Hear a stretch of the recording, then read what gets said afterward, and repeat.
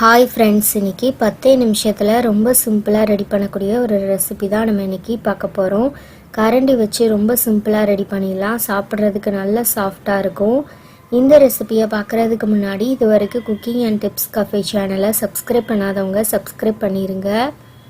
கூடவே பக்கத்தில் இருக்கிற பெல் ஐக்கானையும் கிளிக் பண்ணிடுங்க. அப்போ தான் நான் போடுற லேட்டஸ்ட் வீடியோஸ் உடனடியாக உங்களுக்கு நோட்டிஃபிகேஷனாக வந்து சேரும். இந்த ஸ்நாக்ஸ் செய்கிறதுக்கு நான் ஒரு மிக்ஸி ஜார் எடுத்திருக்கேன். அதில் ஒரு பழுத்த நேந்திர வாழைப்பழம் சேர்த்துருக்கேன். நீங்கள் எந்த வாழைப்பழம் வேணாலும் எடுக்கலாம். நல்ல பழுத்த ஸ்வீட்டான வாழைப்பழமாக எடுத்துக்கோங்க. இது கூட நான் ஒரு முட்டை சேர்த்துருக்கேன். முட்டை வந்து ஆப்ஷனல் தான், உங்களுக்கு வேணும்னா மட்டும் சேர்த்துக்கோங்க. இப்போ இதில் 1/4 கப் அளவுக்கு சர்க்கரை வந்து சேர்த்துருக்கேன். சர்க்கரைக்கு பதிலாக நாட்டு சர்க்கரை வேணாலும் நீங்கள் சேர்க்கலாம். இப்போ இதில் 1/4 கப் பால் சேர்த்துருக்கேன். சேர்த்துட்டு இதில் ஒரு 1/4 டீஸ்பூன் அளவுக்கு உப்பு சேர்க்கணும். சேர்த்துட்டு இதில் வாசனைக்காக நான் 1 டீஸ்பூன் வெனிலா எசன்ஸ் வந்து சேர்த்துருக்கேன். உங்ககிட்ட இருந்தால் சேர்த்துக்கோங்க, இல்லை அப்படின்னா ஒரு 4 ஏலக்காய் சேர்த்தாலும் போதும். இப்போ இது நல்ல ஸ்மூத்தான பேட்டராக அடித்து எடுத்துகிட்டு வந்துடலாம். இந்தளவுக்கு நல்ல ஸ்மூத்தான பேட்டராக இருக்கணும். இதை ஒரு பவுலில் நான் மாற்றிருக்கேன். இப்போ இதில் 1 கப் மைதா மாவு வந்து நான் சேர்த்துருக்கேன். நான் மைதா தான் சேர்த்துருக்கேன். உங்களுக்கு வேணும்னா நீங்கள் கோதுமை மாவில் வேணாலும் செய்யலாம். இப்போ இதில் 1/4 கப் அரிசி மாவு சேர்க்கணும். 1 கப் மைதா மாவுக்கு 1/4 கப் அரிசி மாவு சேர்த்திங்கன்னா நல்லா கிறிஸ்பியாக இருக்கும்.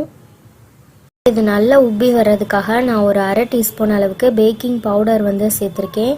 உங்ககிட்ட பேக்கிங் பவுடர் இருந்தால் சேர்த்துக்கோங்க, இல்லை அப்படின்னா ஒரு 1/4 டீஸ்பூன் அளவுக்கு பேக்கிங் சோடா வந்து சேர்த்துக்கோங்க.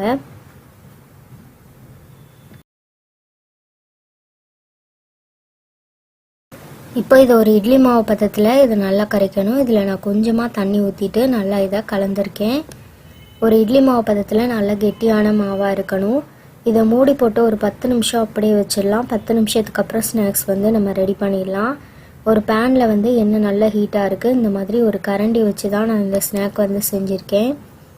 கரண்டி லைட்டாக அந்த மாதிரி ஹீட் ஆனதுக்கப்புறம் அதில் அந்த மாதிரி எடுத்து ஊற்றுனீங்கன்னா உங்களுக்கு அழகான ஷேப்பில் வந்து நமக்கு கிடைக்கும். நல்ல பன் மாதிரி நல்லா உப்பி வரும். ஒரு 2 நிமிஷம் இதை வந்து லைட்டாக அந்த மாதிரி ஒரு ஸ்பூன் வச்சு எடுத்து விட்டுட்டு நம்ம லைட்டாக திருப்பி விட்டோம்னா நமக்கு ஒட்டாமல் அழகாக வந்துடும். நமக்கு நல்ல ரவுண்ட் ஷேப்பில் பன் மாதிரி அழகாக வரும். இப்போ இதே மாதிரி எல்லா பன்னும் நம்ம ரெடி பண்ணி எடுக்கணும். நம்ம டைரெக்டாக ஊற்றும்போது நமக்கு ஷேப் வந்து இந்த மாதிரி கிடைக்காது. இந்த மாதிரி கரண்டி வச்சு செய்யும்போது நமக்கு ரொம்ப ஈஸியாக வரும். கரண்டி எடுக்கும்போது நல்லா அடிக்கணமான கரண்டியாக எடுத்துக்கோங்க, அப்போ தான் நமக்கு ஒட்டாமல் அழகாக வரும். இப்போ 2 பக்கமும்